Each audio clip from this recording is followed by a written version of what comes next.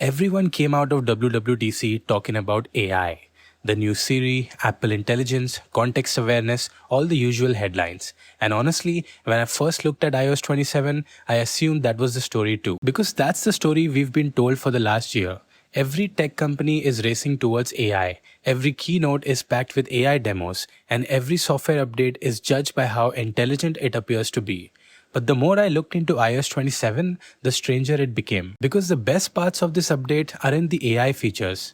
In fact, for a lot of people, the most important improvements have absolutely nothing to do with AI at all. And once I realized that, iOS 27 started to make a lot more sense. For years, iOS has gradually accumulated complexity. New features get added, new frameworks get layered on top of old ones, the operating system starts to get heavy. And eventually you reach a point where the software technically does more than ever, but somehow feels worse to use. According to multiple reports, Apple spent a significant amount of time cleaning up older parts of iOS, removing legacy code, streamlining systems, and improving efficiency. That sounds incredibly boring, which is exactly why most people ignored it. But boring is sometimes where the biggest improvements come from. Because when software becomes more efficient, everything benefits. Apps open faster, animations feel smoother, background tasks finish quicker, battery usage improves, the entire phone starts feeling lighter. And that's exactly what my experience has been.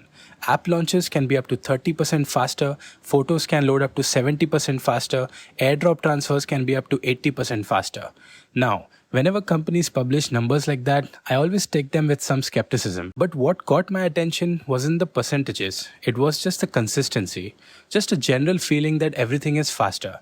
And honestly, that's probably the most valuable kind of improvement an operating system can make. Think about how often you open apps every day, how often you switch between tasks, how often you take photos, how often you share files. These aren't features you use occasionally, they are the foundation underneath everything else. And if Apple improves those experiences even slightly, you'll feel it hundreds of times per day.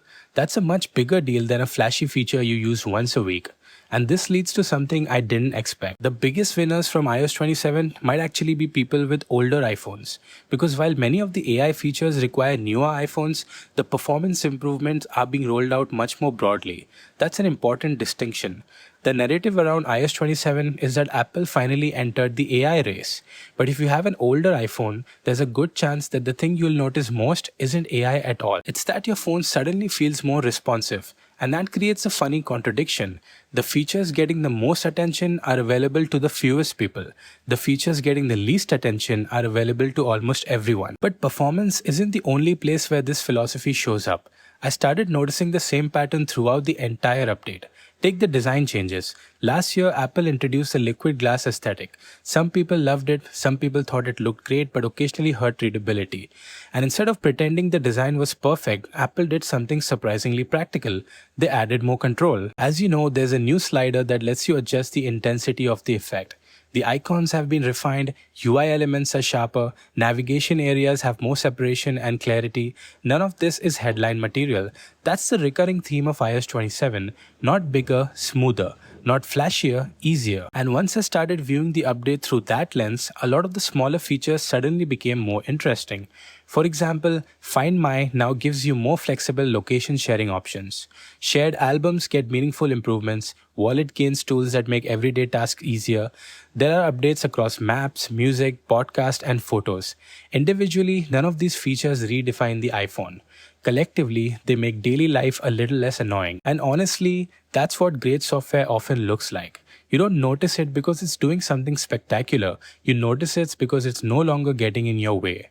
Now, to be fair, this doesn't mean the AI features are bad. In fact, Siri is significantly improved. The new version is more capable, more context aware, and more useful than what we had before. That's good news, especially considering Siri's reputation over the last several years. And maybe that's the real lesson here. We've spent so much time talking about AI that we've started treating it as the only thing that matters. But when I think about the software updates I've enjoyed most over the years, very few of them were defined by a single headline feature.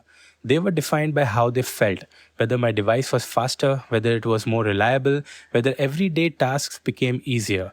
And from everything we've seen so far, that's exactly where iOS 27 seems to shine. So yes, Apple added AI. yes, Siri is finally becoming more capable, and yes, those features matter. But after looking at the entire update, I don't think that's why iOS 27 is good. I think it's good because Apple remembered something that the rest of the industry occasionally forgets. The best software isn't always the software that does the most, it's the software that creates the least friction. And if iOS 27 delivers on these promises when it launches, that may end up being far more valuable than any AI demo we saw on stage. If you enjoyed this video, give it a like, subscribe to my channel, and if you want to see more iOS content, check out this video. Thanks for watching.